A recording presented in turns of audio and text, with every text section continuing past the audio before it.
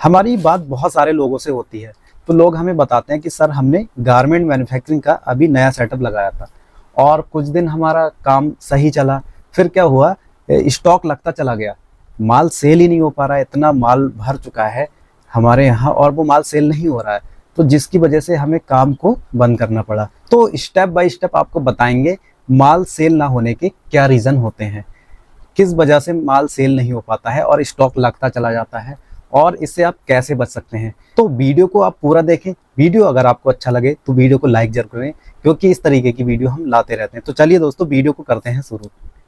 देखिए, माल सेल क्यों नहीं हो पाता है, क्या रीज़न रहते हैं इसके। जैसे कुछ रीज़न मैं आपको बताऊंगा जो मैंने नोट किए हैं। पहला रीज़न तो ये है कि माल सेल तब नहीं होता है जब पूरा मार्केट ही डाउन में चल रहा होता है। डाउन का मतलब ये होता है कि मार्केट में काम ही नहीं है। जब मार्केट में काम नहीं है, सेल नहीं है, तो वो मैन्युफैक्चरर से भी माल नहीं खरीदेगा। तो आपको ये पता करना है कि मार्केट में डाउन चल रहा है।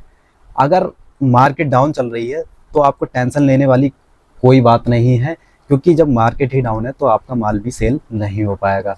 तो ये नॉर्मल है। देखिए, मार्केट में अप डाउन लगा रहता है। जब मार्केट ऊपर जाता है, जब बहुत ज़्यादा सेल होती है, तो आपके पास भी बहुत ज़्यादा ऑर्डर आते हैं, तो आप वो ऑर्डर भी पूरे नहीं कर पाते। तो जब डाउन होता है मार्केट, तो आपकी सेल नहीं हो पाती है और आप मैन्युफैक्चरिंग करते जाते हैं, जिसकी वजह से स्टॉक लगता चला जाता है। तो ये नॉर्मल है। अगर मार्केट डाउन है, आपका माल सेल नहीं हो रहा है, तो ये नॉर्मल है। और दूसरा रीज़न क्या होता है दोस्तों, आपने कोई ऐसा आइटम बनाया जिसकी मार्केट में डिमांड ही नहीं है, जो ट्रेंडिंग आइटम है ही नहीं, जो फैब्रिक मार्केट में चल रहा है वो आपने बनाया ही नहीं, आपने कुछ और ही बना लिया।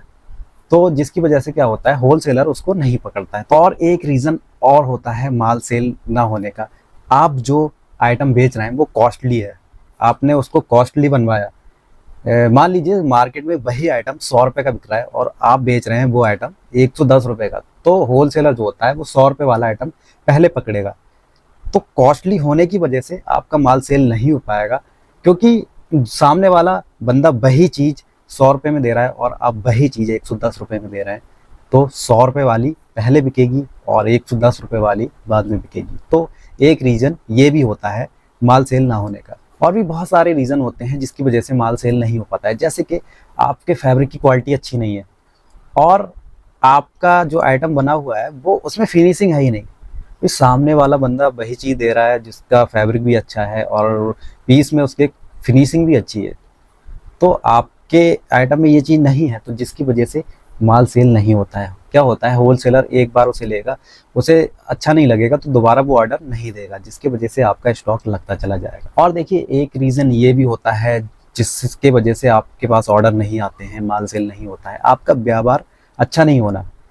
क्या करते हैं लोग, मैन्युफैक्चरर जो होते हैं जिसका व्यवहार अच्छा नहीं होता है, वो भाई होलसेलर से अच्छे तरीके से बात ही नहीं करते हैं, कॉन्टैक्ट में नहीं रहते हैं, जिसके वजह से होलसेलर उनसे कट जाते हैं और वो दूसरी जगह से माल लेने लगते हैं। आप अपना व्यवहार अच्छा बनाएं, जिससे ज़्यादा से ज़्यादा होलसेलर आपसे जुड़ें। और एक रीज़न ये भी रहता है माल सेल ना होने का, आपके पास होलसेलर नहीं है।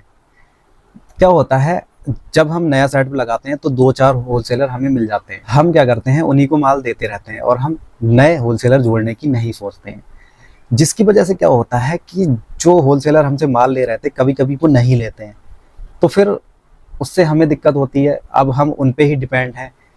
तो हमें क्या करना है कि हमें कुछ होलसेलर पे डिपेंड नहीं रहना है, हमें बहुत ज़्यादा मेहनत करनी है, मार्केट में घूमना है और नए नए कस्टमर, नए नए होलसेलर हमें ढूंढना है।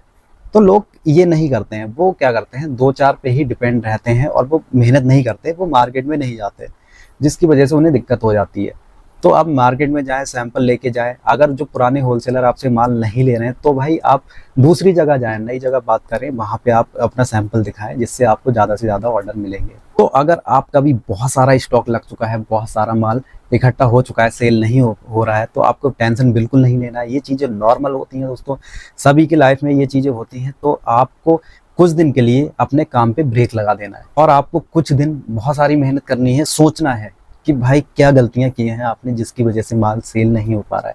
अगर मार्केट डाउन है तो आपको वेट करना है, जब मार्केट अप होगा तो आपका माल सेल होने लगेगा। अगर मार्केट डाउन नहीं है, मार्केट सही चल रहा है और केवल आपका ही माल सेल नहीं हो रहा है, तो आपको कड़ी मेहनत करनी है, आपको अपनी गलतियां ढूंढनी है। आप काम पे कुछ दिन के लिए ब्रेक लगा दें और उन दिनों में आपको वो गलती ढूंढनी है जो गलती आपने की थी, जिसकी वजह से आपका माल सेल नहीं हो पा रहा। और जब आप वो गलती पकड़ लें, वो कमी अपनी पकड़ लें, तो फिर आप नए तरीके से काम स्टार्ट करें और जो गलतियां आपने की थी उन गलतियों को आप ना दोहराएं। तो ये कुछ रीजन थे जिसकी वजह से माल सेल नहीं होता है और लोगों का काम बंद हो जाता है, स्टॉक लगता चला जाता है, दिक्कतें आती हैं। तो दोस्तों उम्मीद करता हूँ ये वीडियो आपको समझ में आया होगा। अगर हमारा वीडियो आपको अच्छा लगा हो तो वीडियो को लाइक जरूर करें और हमारे चैनल को भी सब्सक्राइब कर लें, क्योंकि इस तरीके की वीडियो हम लाते रहते हैं। तो मिलेंगे इसी तरह की नेक्स्ट वीडियो में, तब तक के लिए अपना ख्याल रखें। जय हिंद दोस्तों।